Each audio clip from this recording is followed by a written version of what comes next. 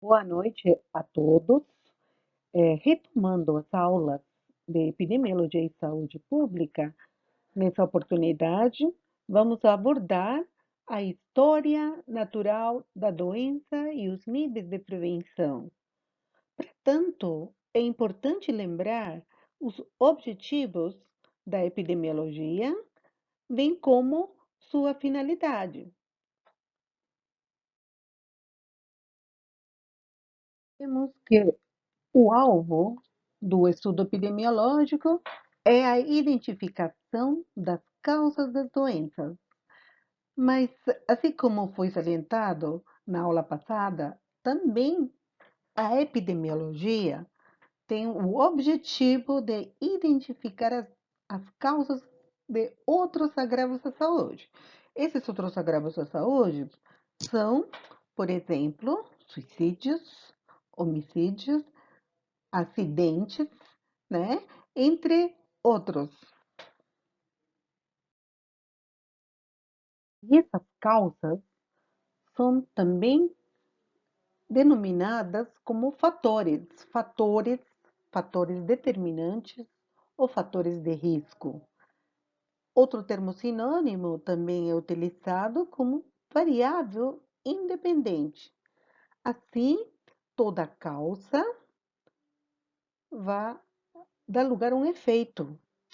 Todo o fator determinante, o fator de risco, dará lugar também à doença. Da mesma forma, a variável independente estará associada a uma variável dependente. Essa associação de causa e efeito, estudada pela evolução da causalidade, o mundo científico hoje reconhece que toda doença é causada por uma interação de causas.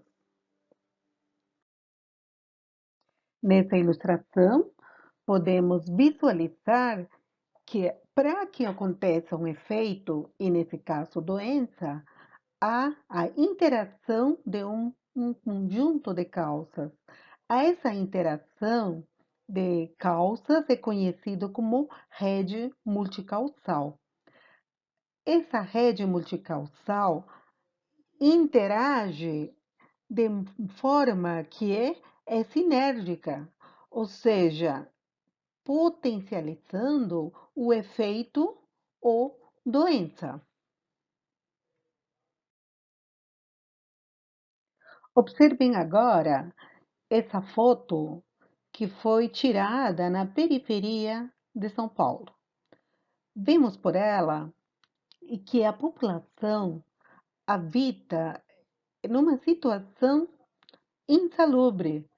Vemos que está instalada na beira de córregos, onde há água contaminada pelo esgoto que está sendo lançado a céu aberto. Vimos, portanto, que essa falta total de saneamento, né, pode estar interagindo na associação de um efeito como uma doença parasitária, uma doença infecciosa. Além do mais, a gente pode também visualizar uma poluição visual.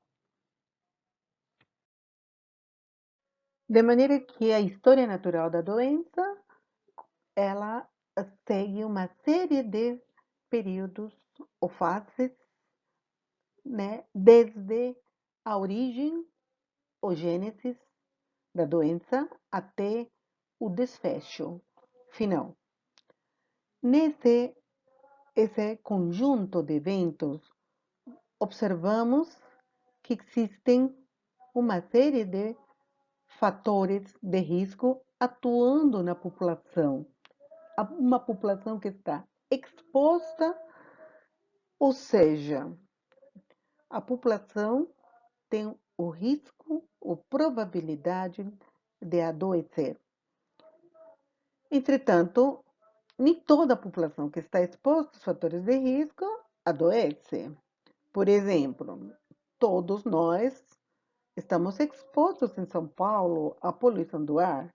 mas nem todos adoecemos por asma, não é verdade?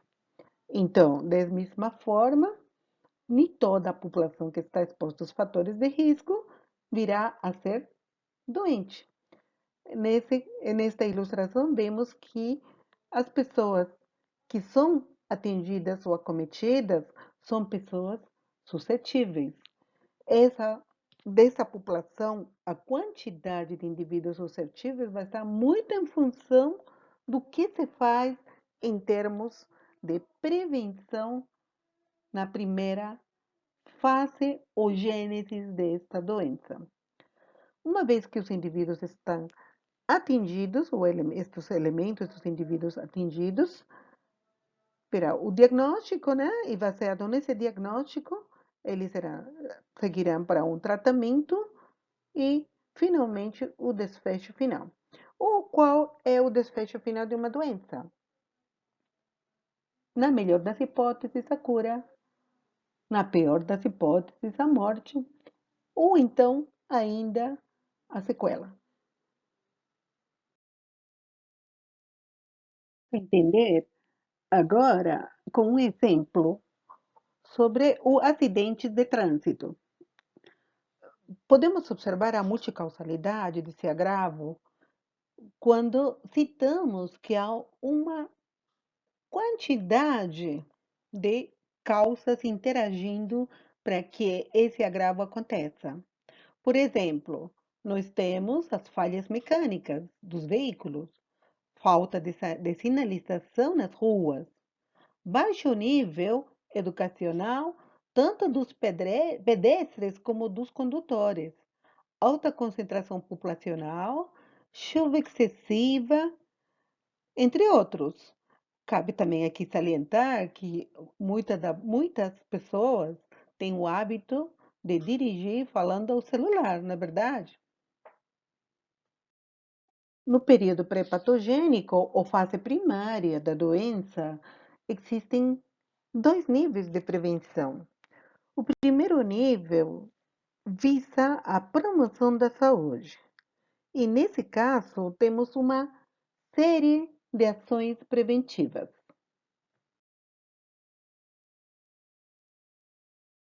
Temos o primeiro nível, na prevenção primária, que é chamada de promoção da saúde. A promoção da saúde é a educação geral, a educação em saúde, a habitação, o vestuário, a nutrição e a recreação. Vemos que a educação geral é uma ação preventiva que promove a saúde. Quanto mais a população tem acesso à escola, ela consegue certamente se prevenir melhor em relação às doenças. Educação em saúde é tão importante educar, se conscientizar, por exemplo, de hábitos de higiene em relação a mecanismos de transmissão das doenças, né? Ou a vacinação em relação a evitar a contaminação de uma doença. O tipo de habitação é importante. A habitação, aí no caso, também a qualidade, saneamento dessa habitação como promoção da saúde. O vestuário é outro aspecto importante também. O vestuário é uma ação preventiva. Ela nos protege de uma série de doenças, até mesmo de câncer de pele. A nutrição, a nutrição seria aquele alimento nutritivo com que tem proteínas, carboidratos, lipídios, sais minerais, vitaminas, enfim, um alimento nutritivo. Então, quem está nutrido adequadamente para evitar que a população adoeça? A recreação e o lazer é outra ação preventiva que visa evitar, por exemplo, o estresse. Todos nós precisamos ter o lazer para ter saúde. De maneira que, se estas ações preventivas fossem levadas planejadas e levadas efetivamente à prática, a população certamente adoeceria menos. Estas ações certamente fazem parte de um desenvolvimento. Esse desenvolvimento vai estar muito em função dos países da Europa, países do primeiro mundo, países do segundo, terceiro, quarto e quinto mundo, estão em função das ações preventivas que visam a promoção da saúde e que vão levar ao desenvolvimento econômico, ao desenvolvimento social e ao desenvolvimento ambiental.